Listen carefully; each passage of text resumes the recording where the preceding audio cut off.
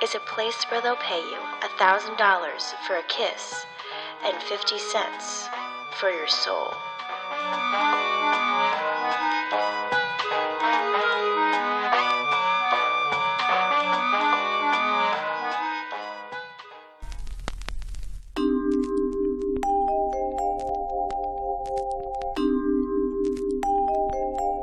Welcome to Hollyweird, a podcast about celebrity deaths and the strange events in Tinseltown and beyond. We are your hosts, Megan Carpenter and Elizabeth Shire. Here are today's headlines.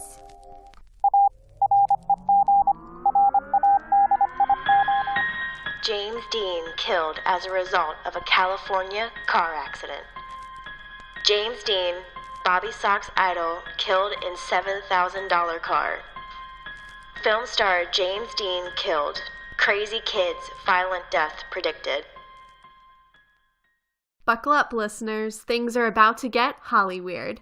This is the story of the death of James Dean. September 30th, 1955. Sholom, California.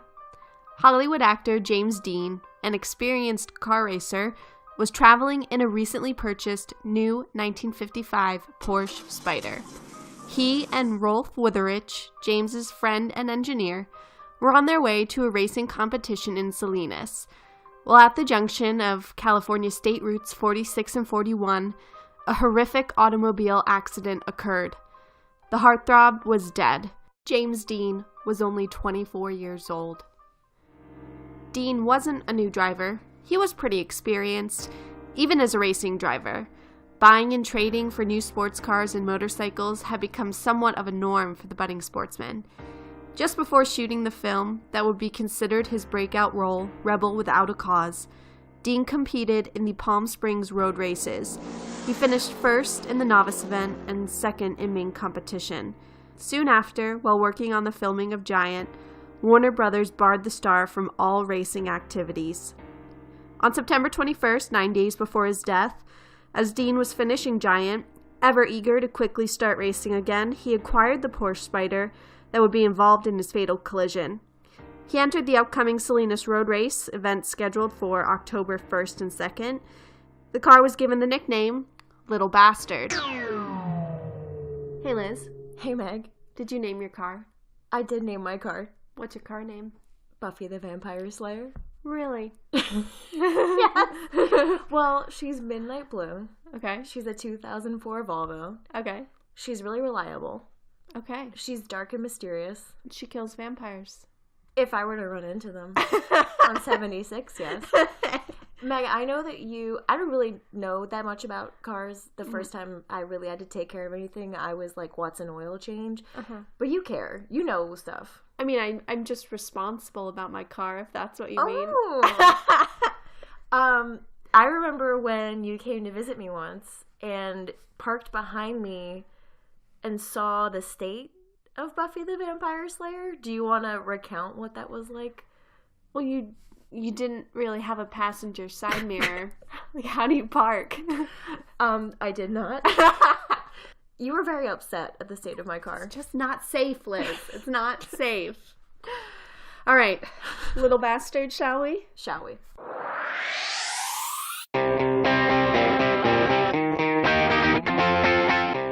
The nickname reportedly stemmed from a nickname Dean himself had been given by Warner Brothers stunt driver Bill Hickman. A playful, friendly nickname, James in return often referred to Hickman as Big Bastard. Hickman was actually a part of the group accompanying Dean to the Salinas race. Another version of the Little Bastard origin, corroborated by two of Dean's close friends, Phil Stern and Lou Brocker, is that Warner Brothers president Jack L. Warner had once referred to Dean as a little bastard after he refused to vacate his temporary East of Eden trailer on the studio's lot. Dean, wanting to get even with Warner, named his race car Little Bastard. This defiant act was meant to show that despite the racing ban during all filming, Dean would be racing the Little Bastard in between projects. After acquiring the Porsche Spyder, Dean ran into British actor Alec Guinness outside a Hollywood restaurant and asked him to take a look at the Spyder. Guinness thought the car appeared sinister and told Dean, quote, "If you get in that car, you will be found dead in it by this time next week," end quote. This encounter took place on September 23, 1955, 7 days before Dean's death. On September 30th, 1955, Dean and his Porsche factory trained mechanic, Rolf Wutherich, were preparing the little bastard for the weekend sports car races at Salinas. Dean originally intended to tow the Spider to the event, but because the car did not have enough break-in miles prior to the race, Wutherich recommended that Dean drive it to Salinas to get more seat time behind the wheel. Around 1:15 p.m., the group departed, heading north on the Golden State Freeway towards Bakersfield. At 3:30 p.m., Dean was stopped by California Highway Patrolman O.V. Hunter at Mettler Station, just south of Bakersfield, for driving 65 miles per hour in a 55 mile per hour zone. After receiving the citations, Dean turned left onto State Route 16633 to avoid going through Bakersfield's slow 25-mile-an-hour downtown district. State Route 16633 was known as a shortcut for sports car drivers going to Salinas, called the Racers Road, which took them directly to Blackwell's Corner at State Route 46. Liz here. Here's a spooky sidebar. For all of you lovers of change out there, State Route 46 was previously known as U.S. Route 466. It was still Route 466 at the time of Dean's accident, so we're going to call it Route 466 from here on out. At approximately 5:15 p.m., Dean was driving west on Route 466 toward Paso Robles. Dean accelerated in the little bastard, leaving his caravan in the dust. This caravan included stunt driver / friend / bestower of nicknames Bill Hickman, who was accompanying Dean to the race in a Ford station wagon. Didn't want to be associated with a station wagon? Fair enough. Godspeed. Further along on Route 466, Dean, in the Porsche, headed down the long Antelope grade. He was passing cars along the way toward the junction floor at Route 466 and Route 41. At approximately 5:45 p.m., a black and white 1950 Ford Tudor, driven at high speed, was headed east on Route 466. Its driver, 23-year-old college student Donald Turnipseed. I'm sorry, what was his name? Donald Turnipseed. Oh my god. But it's like turn up seed, like turn up, not like turnip. I don't believe that. It's true. Its driver, 23-year-old college student Donald Turnipseed, made a left turn onto Route 41, headed north toward Fresno. Making a left turn, crossing the lane for oncoming traffic, is when the collision took place. As Turnipseed's Ford crossed over the center line, Dean apparently tried to steer the Spider in a sidestepping racing maneuver, but with insufficient time and space, the two cars crashed almost head-on.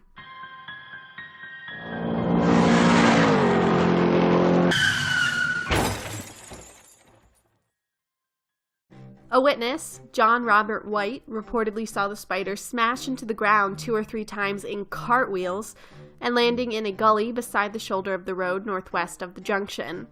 The sheer velocity of the impact sent the much heavier Ford 39 feet down Route 466 in the westbound lane, where it slid to a stop. The accident was witnessed by a number of passerby who stopped to help. A woman with nursing experience attended to Dean and detected a weak pulse, but stated death appeared to have been instant. California Highway Patrol Captain Ernest Tripke and his partner Corporal Ronald Nelson were called to the scene of the accident at the Route 466 and 41 junction. Before Tripke and Nelson arrived, Dean had been extricated from the Spider's mangled cockpit, his left foot having been crushed between the clutch and the brake pedal. Dean was severely injured as he took the brunt of the crash, with a broken neck and several internal and external injuries. Nelson witnessed an unconscious and dying Dean being placed into an ambulance, and a barely conscious Wutherich, who had been thrown from the Spider, lying on the shoulder of the road next to the wrecked vehicle. Do we even need to say it? Wear your seatbelts. Dean and Wutherich were taken in the same ambulance to the Paso Robles War Memorial Hospital 28 miles away. Dean was pronounced dead on arrival at 6:20 p.m. by the attending emergency room physician Robert Bossert. The cause of death listed on his death certificate is listed as a broken neck, as well as multiple fractures of the upper and lower jaw and both right and left arms, as well as internal injuries. It was written that Dean had died in the arms of his friend, Bill Hickman. Despite reports of Dean's speed being around 85 miles per hour, Officer Nelson estimated that the actual speed was around 55 miles per hour based on the wreckage and position of Dean's body.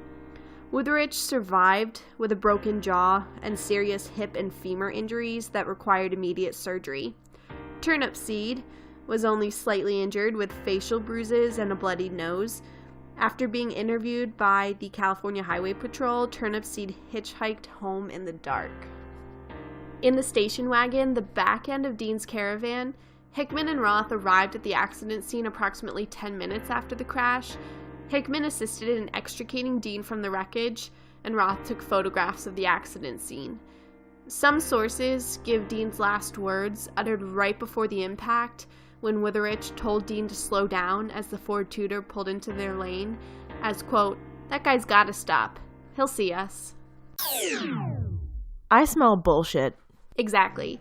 According to the coroner's deposition taken of Witherich at the hospital, he couldn't recall any of the exact moments leading up to and after the crash.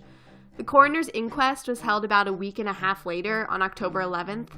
Turnipseed, the driver of the other car involved, told the jury that he did not see the low-profile Spider until after he was turning left onto Route 41.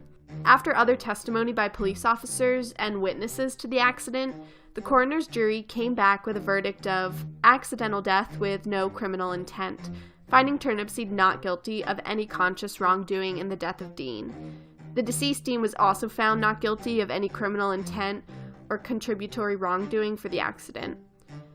Although not charged with any offense, Turnipseed had nevertheless been dealt a devastating blow that would haunt him for the rest of his life. He granted just one interview to Tulare Advance-Register newspaper immediately following the crash, but after that he refused to speak publicly about the accident. Witherich, after having several complicated surgeries on his hip and femur, went back to West Germany in 1957 with psychological and legal problems. He worked for Porsche's testing department and international rally and racing teams during the 60s. Witherich had been one of the first employees of Porsche and worked for the factory 18 years before being terminated. He died in July of '81 in another auto accident when he lost control of his car and crashed into a residence. James Dean's funeral was held on October 8, 1955 in Fairmont, Indiana. The coffin remained closed to conceal the severe injuries to his upper torso and face. An estimated 600 mourners were in attendance, while another 2,400 fans gathered outside the church during the procession. Dean's body is buried at Park Cemetery in Fairmont, less than a mile from where he grew up on his aunt and uncle's farm. Time to rewind. James Dean was born February 8, 1931, in Indiana. In childhood, James and his parents moved to Santa Monica, California. He was very close with his mother, Mildred, but in 1938, she quickly developed symptoms later diagnosed as uterine cancer. She died when James was 9 years old. His father, Winton, sent James back to Indiana to live with an aunt and uncle who raised him in a Quaker household. Ooh, rebel with a cause. Damn. As a boy, James formed a close bond with local Methodist pastor, Reverend James DeWeerd. No relation to Hollyweird. Who helped James discover and cultivate his interests in car racing and theater.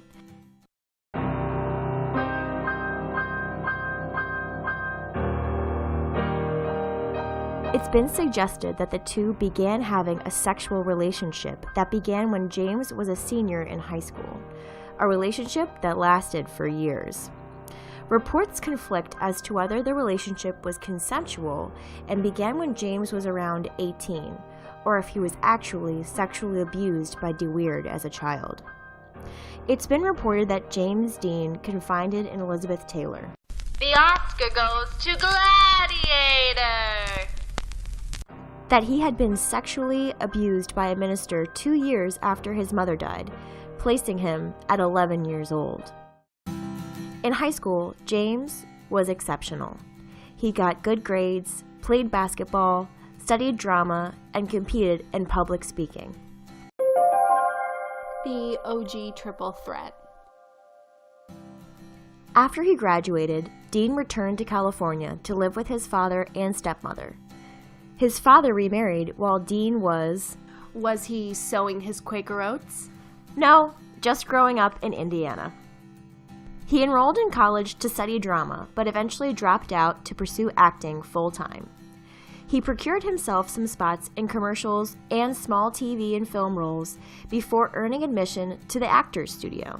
His career quickly took off. In the 5 years Dean spent working as an actor, he had 31 film credits to his name. However, he is best known for 3 career-defining roles: troubled teen Jim Stark in Rebel Without a Cause, ranch hand Jet Rink in Giant, and loner Cal Trask in East of Eden.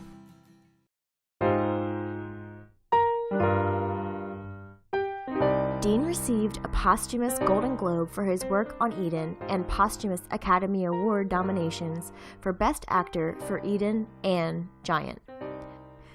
The biggest tragedy in the death of James Dean is the death of promise, as is usually the case with young celebrities who die too soon. This one stings harder in that Dean never lived to see his successes or his hard work celebrated.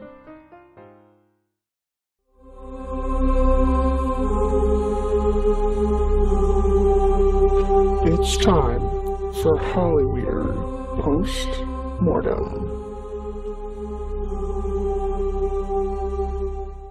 It's time for a Hollyweird post-mortem. So, it wasn't an easy task deciding which celebrity death to talk about on our inaugural episode. There are plenty of adjectives that can be used to describe James Dean: talented, mysterious, handsome. But why are people fascinated with him all these years later? From retro diners to dorm room posters, he still seems to be the epitome of a rebel. So here's our best guess as why people still give a damn 60 years later. Liz, I'm going to start it off with the fact he was hot. He was very hot. He was kind of a shorter man, but that's how actors were back then. But he was a very attractive guy. So I also think that he kind of reimagined or kind of set off a new trend of masculinity in that he had a soft side. Like, he was kind of a brooder. Yeah, like he was sensitive. He's a sensitive cowboy. A sensitive cowboy. I mean, and coming off, like, the timing of everything, the cultural shift that really just happened in America after World War II, he wasn't, I mean, the desirable man wasn't that hard guy anymore. Interesting. I never thought about it that way, but yeah, I think that is true. Or that maybe, like, he was the antithesis of, like, the average 1950s, 1960s man. It was somebody who maybe post-war was expected to get a job, have a family, and James Dean was being a rebel without a cause. Yeah. And that was exciting and sexy. It was attractive. Yeah. He was so different. It was attractive, yeah, the difference, but also men wanted to be him, women wanted to be with him, kind of vibe. Well, I would imagine if I was alive back then. All right, so have you ever seen a James Dean movie? No. No, me neither. I mean, I know about it, but I guess that's how it goes to show how prevalent he is in our culture, that we can know about him and never have seen one of his movies. Agreed. And I also, the whole immortality, live fast, die young, be young forever. Not that that's attractive, but more intriguing. I think so. Yeah, I think his death possibly was the catalyst for that, like that kind of concept. Like, we see that with River Phoenix, I think, has a similar path, that he was so young and attractive when he left this earth. We could name endless hot male celebrities that were young when they left this earth. But was he the first? I mean, is that why he has such longevity? Possibly. Or maybe the most famous or the most, like, well-liked. Do you think that the circumstances that happened after his death with, Eden, Giant, Rebel Without a Cause, these movies coming out and him gaining such notoriety after the fact labeled him in a certain way that we look back on him that way forever? Possibly, or maybe he wouldn't have gotten the same notoriety if he hadn't died. A little Van Gogh situation here. Yes. I feel like it's a possibility. Not that he wasn't talented, but even with, like, if you want to think about Amy Winehouse, who was pretty much ridiculed for her entire career for her behavior and her drug use, and they tried to make me go to rehab. I said no, no, no. The issues that she had, once she died, now, I mean, Amy Winehouse is so revered and everyone only wants to talk about her talent or her tragedy. I feel like, we weren't alive when James Dean was popular, but if he was seen as somewhat of an alternative icon, maybe he wouldn't have been so renowned if he hadn't died. And I think bottom line for me, it comes down to mysterious. So he wasn't an open book while he was alive, and then we got no more answers after he passed. Ooh, good point. He was eternally shrouded in this state of mysteriousness that I think is ever appealing. Yeah. I never thought about that. That's a good way to put it. That's why I'm here. What about a conspiracy theory about his car? Right. So pieces of his car were used in cars after the accident. Yes. Why would you do that? I mean, I guess waste not, want not. I mean, I feel like there's a sense of general badassery if you drive around, hey, this is James Dean's little bastard car here. Anyway, but so I guess people got into accidents and stuff like that in the cars that featured pieces of his car. Ooh. So there was kind of the hauntedness of that little bastard, and then how it followed around after his death. So we talked about the fact that he's hot, but I think his sexuality is also intriguing.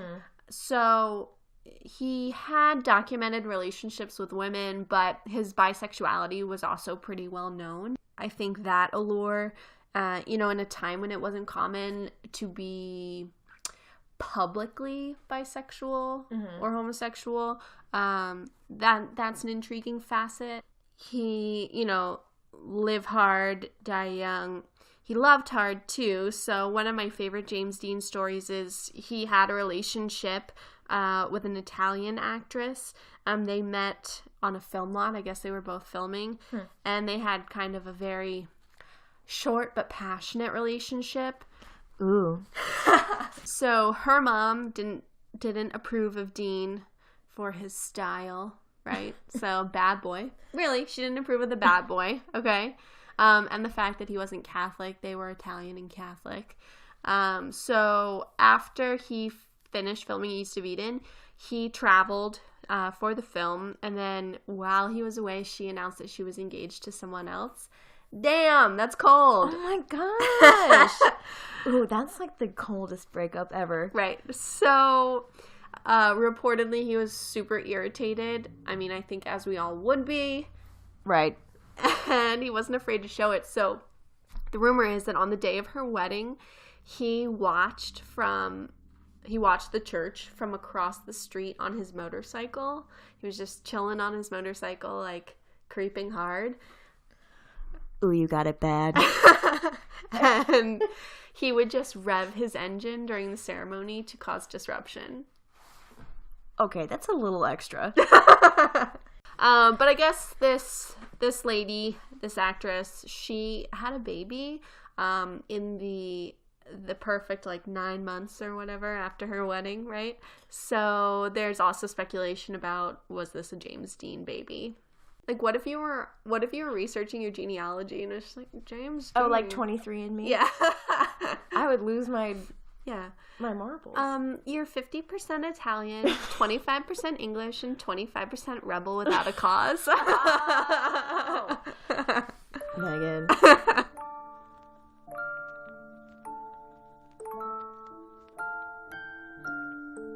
Want to let us know what you think about James Dean, this podcast, or let us know which celebrity death you can't get over? Email your feedback to hollyweirdpodcast@gmail.com.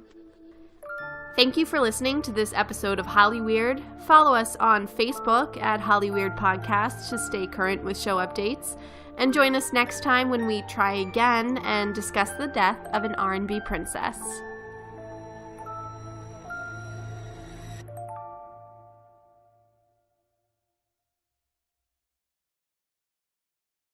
Like James, what's his name? Lipton. James Lipton's actor studio, Scrumtrelescent.